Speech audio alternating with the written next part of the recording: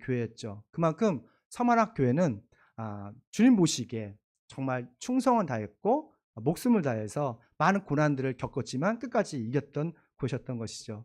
그런데 우리 서만학 교회를 칭찬했던 예수님의 모습은 우리가 요한복음에서 나오는, 다른 복음에서 나오는 인간적인 예수님과는 거리가 멀어요. 우리 8절 말씀 함께 있습니다.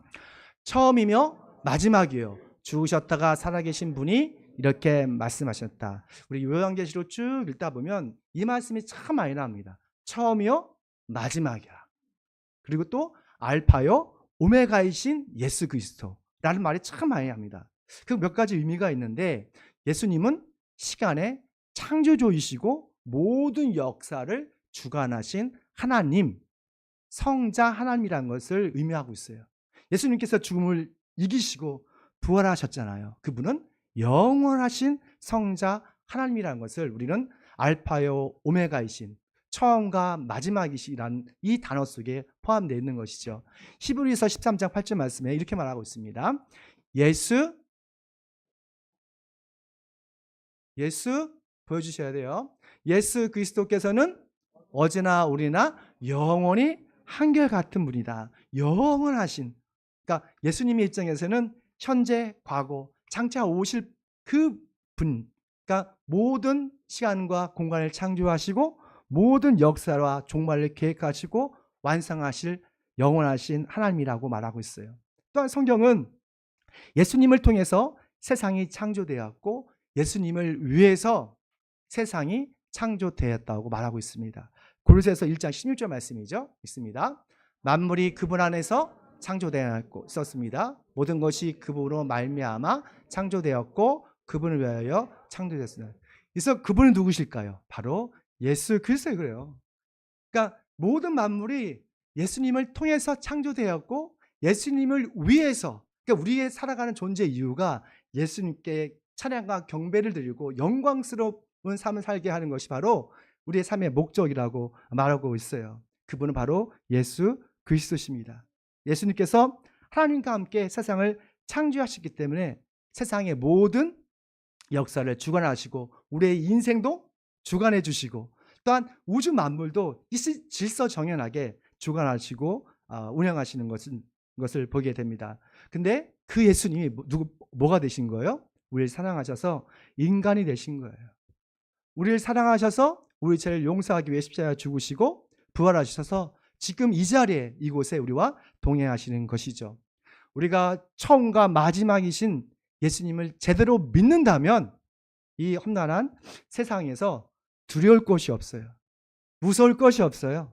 부러울 것이 없습니다. 또한 미워할 사람이 없습니다. 이 서방하나 교회가 그랬다는 거예요. 우리 더불어 교회가 그런 교회가 되길 축원합니다. 그러면 예수님께서 이 서원화 교회를 통해서 하루도 쉬운 날이 없는 우리에게 주시는 영적인 메시지가 무엇일까? 우리 말씀을 통해서 함께 살펴보겠습니다. 함께 있습니다. 처음과 마지막이신 예수님은 서원화 교회의 형편을 아신다는 거예요. 그러니까 알파와 오메가이신 예수님은 서원화 교회의 그 어려운 형편을 너무너무도 잘 알고 계셨다는 것이죠. 사실 서원화 교회는 말할 수 없는 그런 핍박과 고통을 당하고 있었습니다. 우리 9절 말씀 읽을게요. 난 네가 당한 환난과 궁핍을 잘 알고 있다. 그런데 사실 너는 부유하다. 또 자칭 유대 사람이라는 자들에게서 네가 비방을 당하고 있는 것도 나는 알고 있다. 그러나 사실 그들은 유대 사람이 아니라 사탄의 무리다. 그러니까 서머나 교인들은 예수님을 믿는다는 이유로 말할 수 없는 억울한 일을 당했습니다. 그들은요 멀쩡한 직장에서 퇴출당하고 안락한 집을 빼앗기고 정말 잘 키워낸 그 가게와 또한 그 어떤 사업처를 빼앗겼습니다. 심지어는 예수 그리스도를 믿는다는 그 이유 때문에 많은 사람들 앞에 조롱을 당하고 감옥에 가기도 하고 심한 고문을 당하고 십자가에 못 박혀 죽기까지 했죠. 그런데 예수님께서는 그 서반학교의 그런 정말 어렵고 힘든 상황을 보면서도 여기 말씀 보니까 너희는 부유하다라고 말씀하셨어요. 왜 예수님은 예수님 때문에 가난해지고 어렵게 사는 그리스도인들에게 부유하다 하셨을까? 왜냐하면 그들의 상급이 하늘에서 크기 때문에 그렇습니다.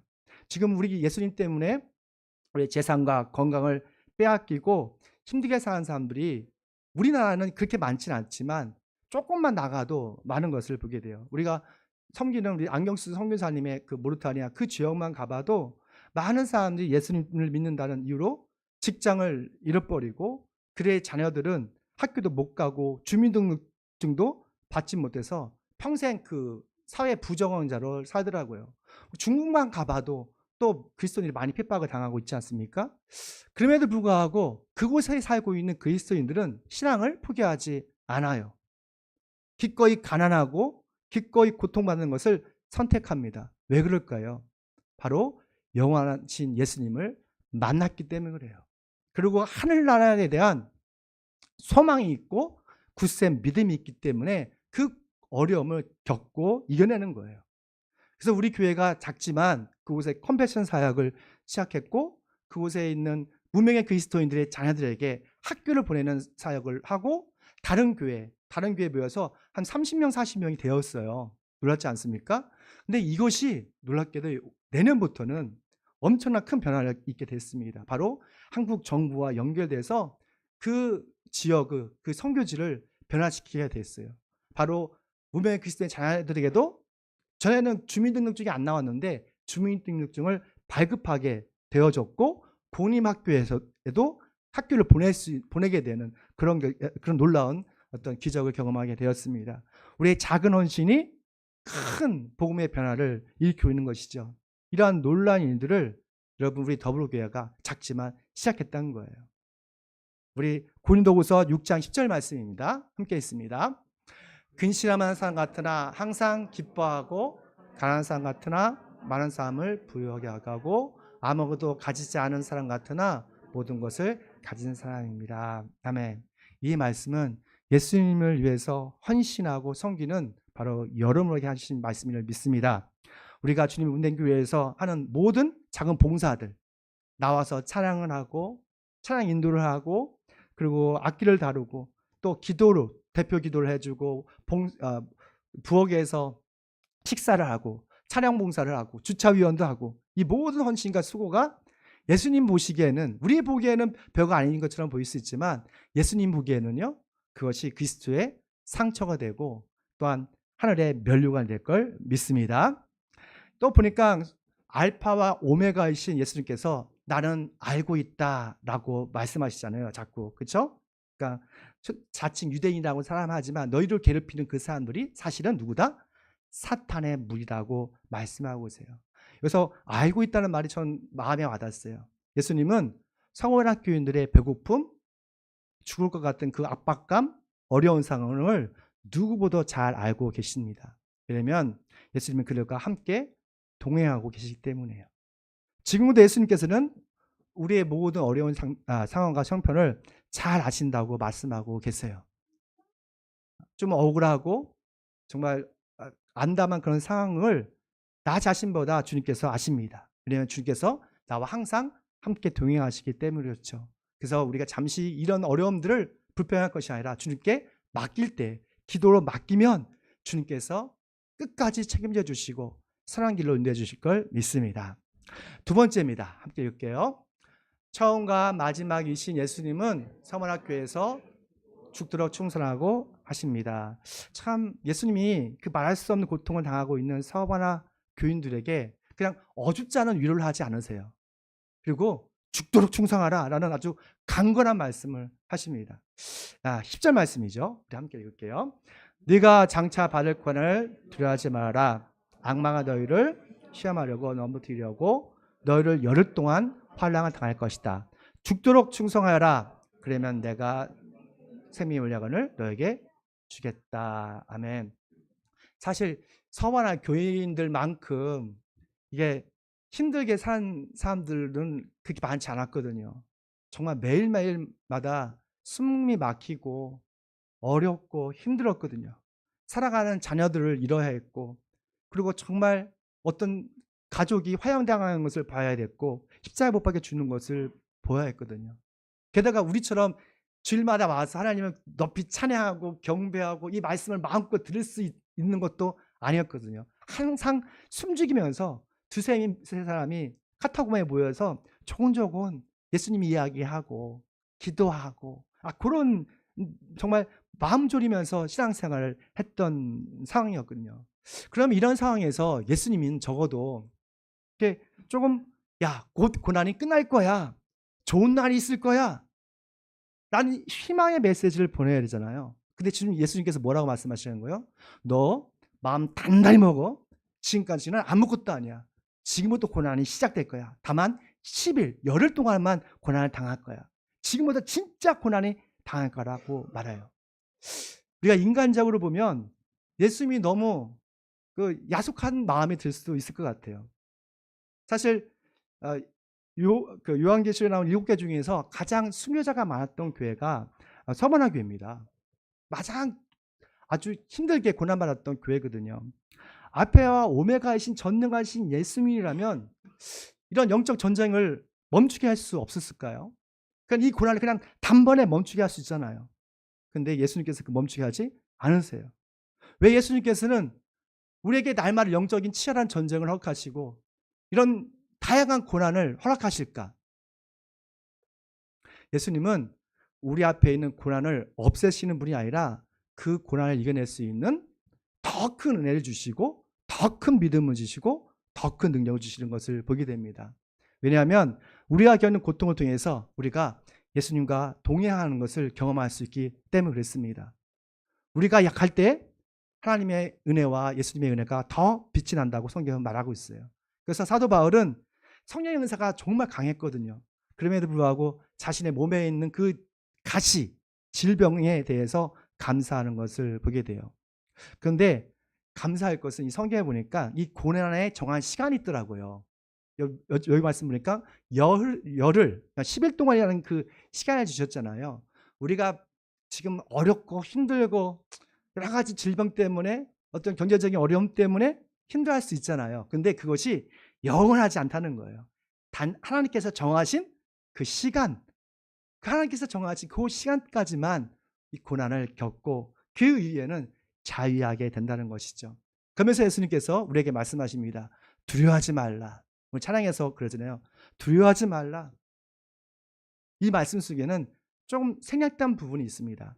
이사야서 41장 말씀 함께 읽습니다. 내가 너와 함께 있으니 두려워하지 말라. 내가 너의 하나님이 떨지 말아라. 내가 너를 강하게 하겠다. 내가 너를 도와주고 내 승리의 오른팔로를 붙들어 주겠다. 아멘. 믿으십니까? 그러니까 이 말씀이 생략된 거예요. 예수님께서는 서번학 교인들과 우리에게 항상 함께 했으니 함께 할 것이니 두려워하지 말라고 하시는 거예요. 예수님은 서번학 교인들이 고난과 핍박을 당할 때도 항상 그들과 함께 고난과 핍박을 당하고 계셨던 거예요. 버려두지 않으시고, 그리고 전능하신 하나님은 서번학 교인들에게 어려움을 이겨낼 수 있는 은혜를 주시고 또한 기적도 주시고 능력을 주셨던 것이죠.